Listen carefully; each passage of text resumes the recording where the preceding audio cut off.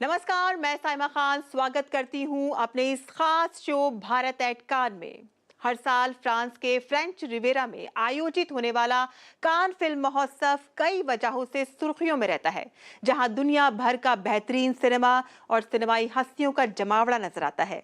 1946 में पहली बार आयोजित होने वाला ये फेस्टिवल दुनिया के सबसे पुराने और सबसे प्रसिद्ध फिल्म समारोह में से एक है, जहां कंटेंट और ग्लैमर का रंगारंग संगम देखने को मिलता है।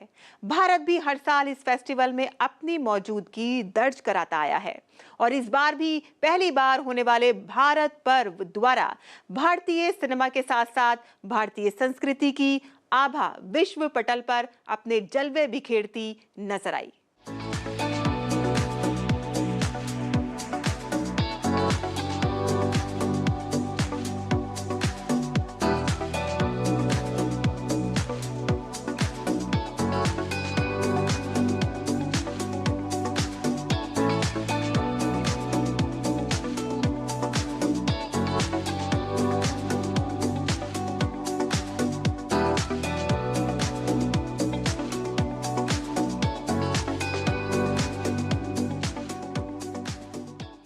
इस बार कान फिल्म फेस्टिवल का 77वां संस्करण भारत के लिए मील का पत्थर साबित हुआ, जहां भारत का प्रदर्शन अभूतपूर्व रहा और नई प्रतिभाओं को महत्वपूर्ण पहचान मिली, जो ऐतिहासिक जीत के साथ समाप्त हुई, जिनमें 2 फिल्म निर्माताओं, एक अभिनेत्री और एक सिनेमेटोग्राफर ने इस फेस्टिवल के शीर्ष पुरस्कार हासिल किए।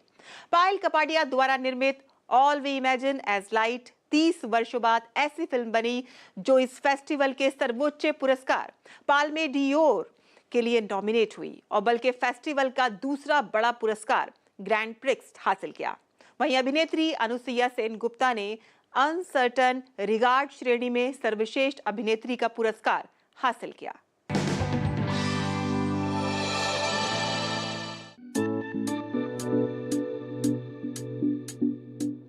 सतहत्तरवें कान फिल्म महोत्सव में भारतीय सिनेमा ने कई उल्लेखनीय उपलब्धियों के साथ इतिहास में जगह बनाई,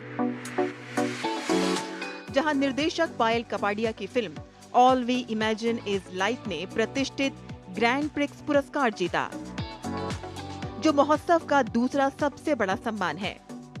ये जीत एक ऐतिहासिक क्षण है, क्योंकि कपाडिया इस प्रतिष्ठित सम्मान को प्राप्त करने वाली पहली महिला भारतीय फिल्म निर्माता बनी है।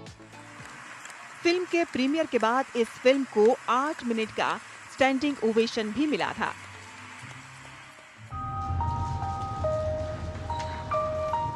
All We Imagine is Light film में 2 मलयाली नर्सों की रोजमर्रा की जिंदगी दिखाई गई है, जो उनके अनुभवों की मर्मरिक खोज पेश करती है।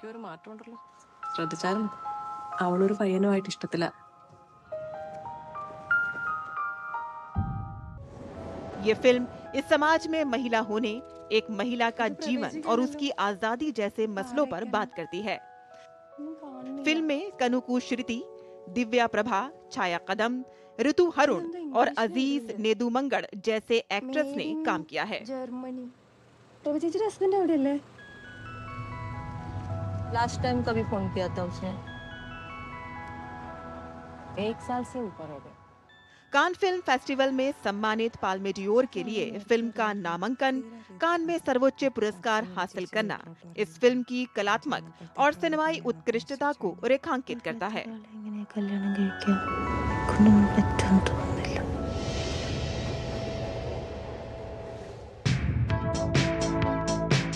അതിനെന്റെ മോനെ രാത്രി വരെ കാത്തിരിക്കേണ്ടി വരും. പക്ഷേ തൽക്കാലത്തേക്ക് ഞാൻ ഈ മേഘത്തിന്റെ കയ്യിൽ കുറച്ച് ഉമ്മ കൊടുത്തു വിട്ടാലോ?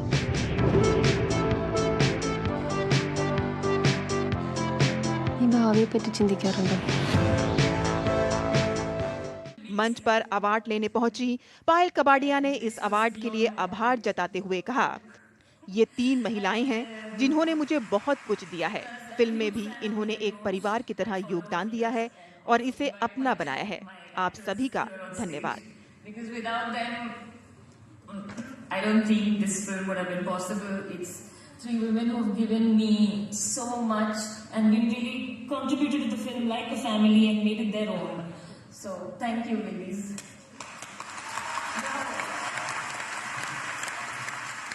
पायल ने आगे ये भी कहा कि हमारी फिल्म को यहाँ लाने के लिए कान फिल्म फेस्टिवल का बहुत धन्यवाद, लेकिन अगली भारतीय फिल्म को यहाँ जगह देने में 30 और साल ना लगे।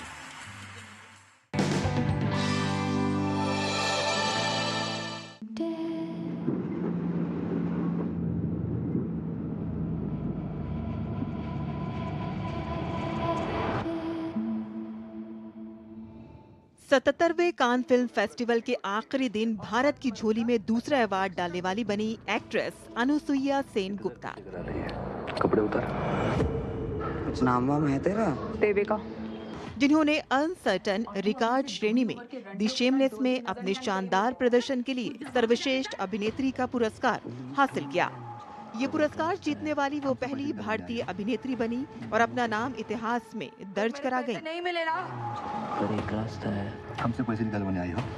इस फिल्म की कहानी भारत की 2 महिलाओं के इर्द गिर्द घूमती है। द शेमलेस बुल्गारियाई फिल्म डायरेक्टर कंस्टेंटिन बुजानोव ने बनाई है। ये फिल्म उन 2 भारतीय महिलाओं की कहानी है जो अपनी परिस्थितियों से भागने की कोशिश में लगी हुई हैं। मैं थक गई हूँ मुराद। जिनमें से एक के हाथों एक पुलिस वाले का खून हो जाता है। इस फिल्म में अनुसुईया के अलावा एक्ट्रेस उमारा शेट्टी भी अहम रोल में नजर आ रही हैं। अनुसुईया मूल रूप से कोलकाता की रहने वाली हैं। वो एक प्रोडक्शन डिजाइनर के साथ अब एक अभिनेत्री के तौर पर अपनी पहचान बना चुकी हैं। अनुसुईया ने एक्ट्रेस नीना गुप्ता और उनकी बेटी मसाबा गुप्ता के नेटफ्लिक्स शो मसाबा का सेट तैयार किया था।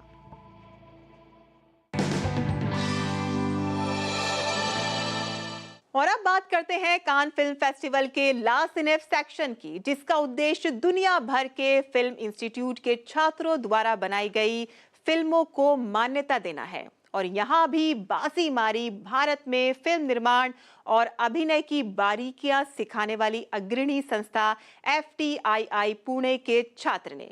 इस संस्था के छात्र चिदनन S नायक की 15 मिनट की short film sunflower were the first one to know ने लास्ट इन श्रेणी में प्रथम पुरस्कार जीता।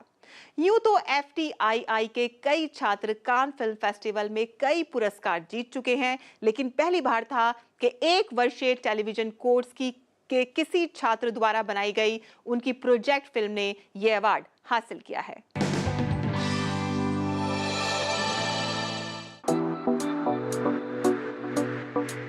सतहत्तरवें कान फिल्म फेस्टिवल में भारत के लिए गर्व का एक और पल तब आया कि जब सूचना एवं प्रसारण मंत्रालय के तहत आने वाले स्वायत्त संस्थान भारतीय फिल्म एंड टेलीविजन संस्थान FTII के टेलीविजन कोर्स छात्रों द्वारा निर्मित उनकी project film sunflower were the first one to know ने कांस के लास्ट इन कैटेगरी में बेस्ट शॉर्ट स्टोरी अवार्ड हासिल किया।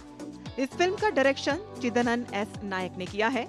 ये बंजारा लोक कथा पर आधारित कन्नड़ शॉर्ट फिल्म है।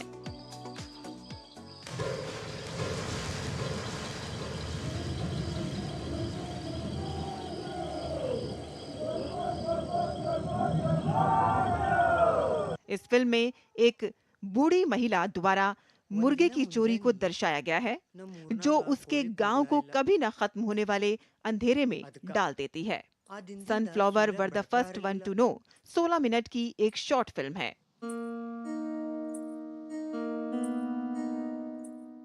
फिल्म के निर्देशक चिदनन S नायक हैं, जबकि कैमरा सूरज ठाकुर, एडिटिंग मनोज V ने, साउंड डिजाइनर अभिषेक कदम हैं।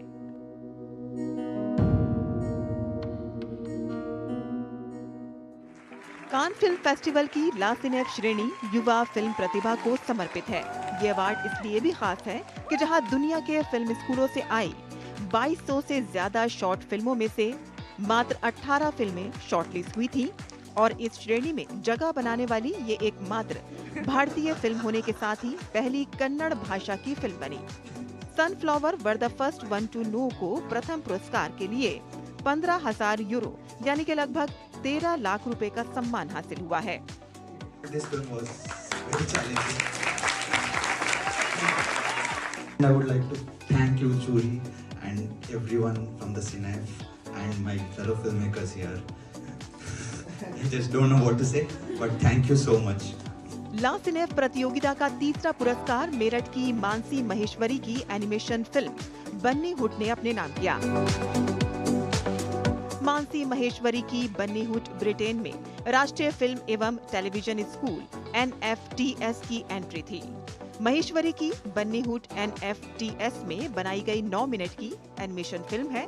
महेश्वरी ने कहा है कि ये एक सच्ची कहानी पर आधारित है। ये एक युवावस्था की कहानी है। महेश्वरी ने बताया कि ये फिल्म उनके और उनकी मां के बीच के रिश्ते को दर्शाती है। मेरठ में जन्मी महेश्वरी राष्ट्रीय फैशन प्रौद्योगिकी संस्थान निफ्ट दिल्ली की पूर्व छात्रा हैं। मानसिक अंतर्राष्ट्रीय मंच पर अपनी प्रतिभा को पहुंचाना अन्य फिल्म निर्माताओं के लिए मिसाल बन सकता है।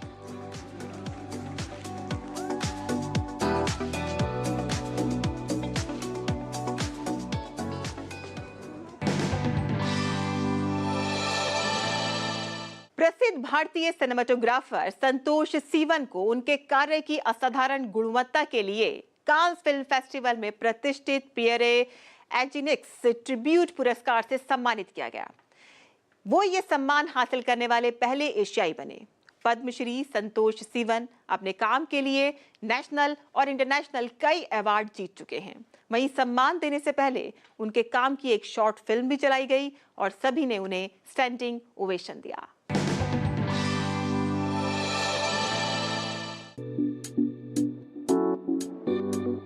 दो 2024 के कान फिल्म महोत्सव ने भी विभिन्न क्षेत्रों में भारतीय कलाकारों की असाधारण प्रतिभा को मान्यता दी। मशहूर भारतीय सिनेमेटोग्राफर संतोष सीवन को कांस फिल्म फेस्टिवल 2024 में सिनेमेटोग्राफी में प्रतिष्ठित पियरे एजिनिक्स एक्सीलेंस से सम्मानित किया गया। ये पुरस्कार हासिल करने वाले वो पहले एशियाई बने। ये अवार्ड उन्हें अभिनेत्री प्रीति जिंटा ने दिया, जिनकी फिल्म दिल से उनकी पहली बॉलीवुड फिल्म थी।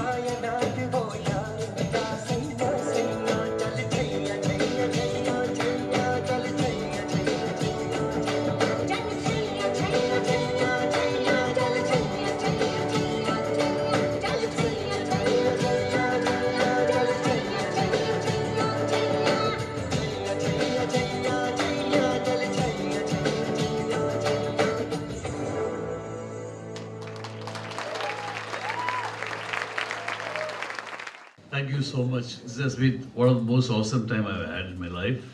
अपनी विनिंग स्पीच में संतोष ने अपने होम टाउन केरल को भी धन्यवाद दिया। उन्होंने कहा कि मैं केरल से हूं और यहाँ की संस्कृति को मैंने बारीकी से जाना है। मलयालम इंडस्ट्री से मैंने कुछ बातें सीखी हैं जिनके बिना सिनेमाटोग्राफी नहीं होती। वहां से मैं तमिल सिनेमा और हिंदी से हॉलीवुड में शिफ्ट हो गया। इस प्रोफेशन की सबसे अच्छी बात यह है कि इसकी कोई सीमा नहीं है। भारतीय फिल्म और टेलीविजन संस्थान FTII से ग्रेजुएट और पद्मश्री से सम्मानित संतोष सिवन ने 55 फीचर फिल्में और 50 डॉक्यूमेंट्रीज बनाई हैं। उन्होंने कई नेशनल और इंटरनेशनल अवार्ड्स भी जीते हैं। मणिरत्नम की फिल्म दिल से उनके करियर को अलग मोड़ मिला। वहीं हॉलीवुड में भी वो अपने काम की पहचान बना चुके हैं। Thank you so much. Thank you so much.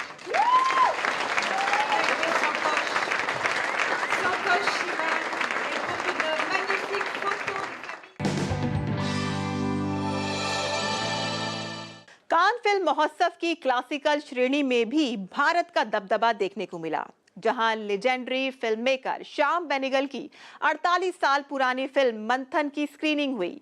मंथन भारत के दुग्ध सहकारी आंदोलन से प्रेरित फिल्म है। स्क्रीनिंग के बाद दर्शकों ने फिल्म को स्टैंडिंग ओवेशन दिया।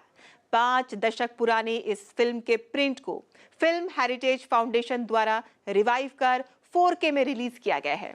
फेस्टिवल में इस खास मौके पर FHI के फाउंडर शिवेंद्र सिंह डुंगरपुर के साथ फिल्म के कलाकार नसरुद्दीन शाह भी रेड कारपेट पर नजर आए।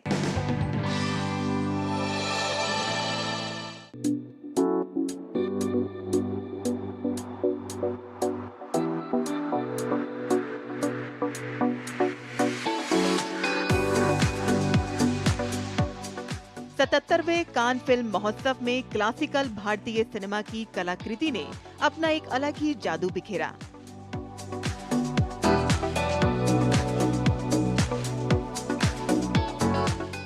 भारत की श्वेत क्रांति के जनक डॉक्टर वर्गीस कुरियन के संघर्ष से जुड़ी श्याम बेनेगल की 1976 की फिल्म मंथन का 4K वीडियो रेजोल्यूशन संस्करण कान क्लासिकल सेगमेंट के तहत प्रदर्शित किया गया।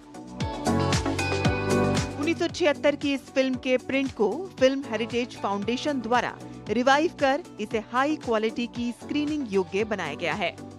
वहीं कान फिल्म महोत्सव में इस खास पल को लेकर फिल्म हेरिटेज फाउंडेशन के संस्थापक निदेशक शिवेंद्र सिंह डुंगरपुर अपनी आधिकारिक टीम के साथ नजर आए। उनके साथ अभिनेता नसरुद्दीन शाह अपनी पत्नी रत्ना पाठक शाह के साथ थे। वहीं दिवंगत अभिनेत्री स्मिता पाटिल के बेटे प्रतीक बब्बर, डॉक्टर कुरियन की बेटी निर्मला कुरियन और अमूल के प्रबंध निदेशक जयन मेहता कान में रेड कारपेट पर नजर आए।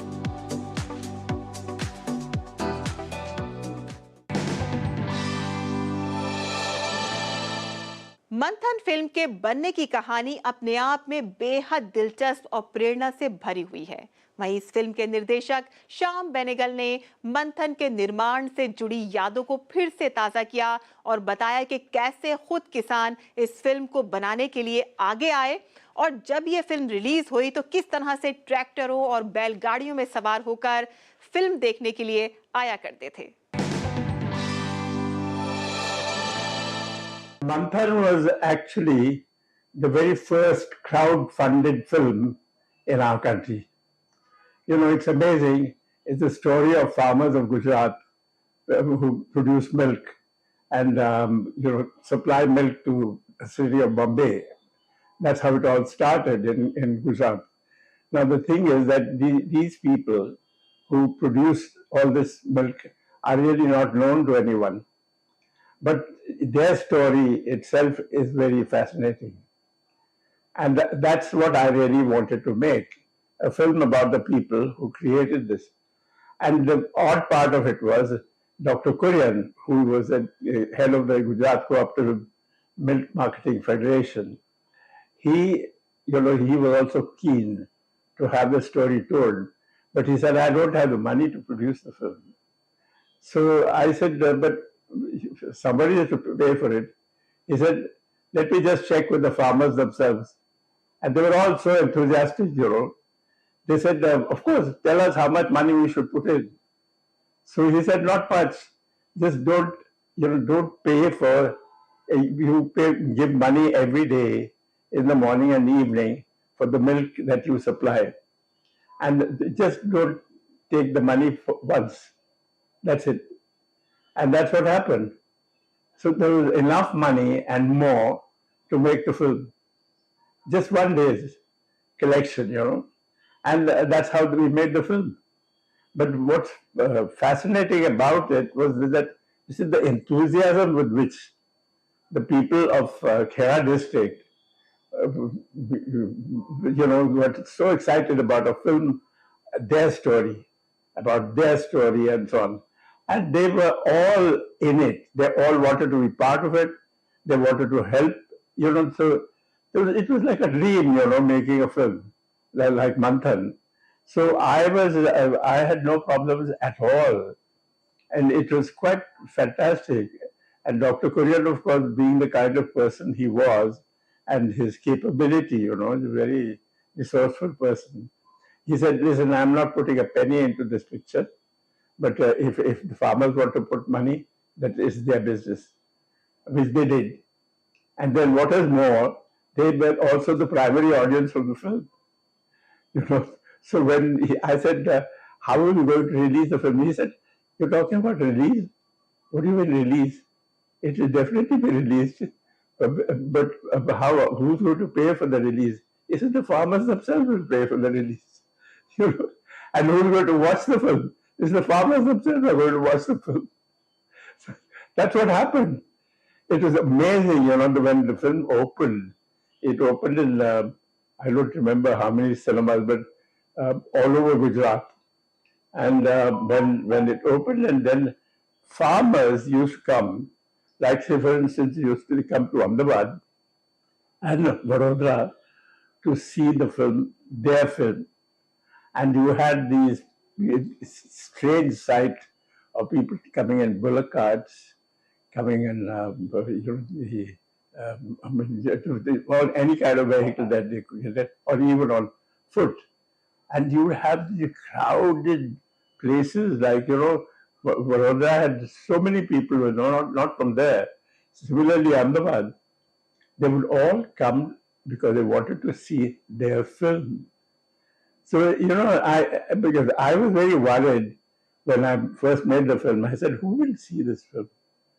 That's what happened. So it was a hit. Smita Patil अभिनीत ये फिल्म वर्गीस कुरियन के दुग्ध सहकारी आंदोलन से प्रेरित थी, जिन्होंने भारत को दूध की कमी वाले देश से दुनिया के सबसे बड़े दूध उत्पादकों में से एक में बदलने के लिए ऑपरेशन फ्लड का नेतृत्व किया। उनको अरबों डॉलर का ब्रांड अमूल बनाने का श्रेय दिया जाता है। इस फिल्म के निर्माण से जुड़ी कहानी भी अपने आप में प्रेरणा से भरी हुई है, जहां इसकी मेकिंग क्राउड फंडिंग द्वारा एकत्रित फंड से हुई थी। अगर आप इसके पोस्टर को देखें तो पाएंगे कि पोस्टर पर सबसे ऊपर एक लाइन लिखी है, गुजरात के 5 लाख किसान पेश करते हैं। जी हाँ, गुजरात के 5 लाख किसान भाई बहनों ने 2-2 रुपए देकर इस फिल्म को प्रोड्यूस किया। दरअसल श्याम बेनेगल, जो डॉक्टर वर्गीस कुरियन के दूध आंदोलन से बेहद प्रभावित थे और इस थीम को लेकर एक फीचर फिल्म बनाना चाहते थे, लेकिन समस्या पैसों की थी और उनकी मदद के लिए आए खुद किसान। जिसके पास कम से कम एक गाय या भैंस हो। तारे साथ के भीख मांगने गई थी। इस फिल्म का एक गीत प्रीति सागर की आवाज में बहुत लोकप्रिय हुआ। मारो गाम काठा पारे, जहाँ दूध की नदियाँ बाहें, जहाँ कोयल। मेरो गाम काठा पारे, जहाँ दूध की नदियाँ बाहें, जहाँ कोयल डोको गाए, मारे घर आंगना ना भूलो ना। ये फिल्म रिलीज हुई तो अपना संघर्ष।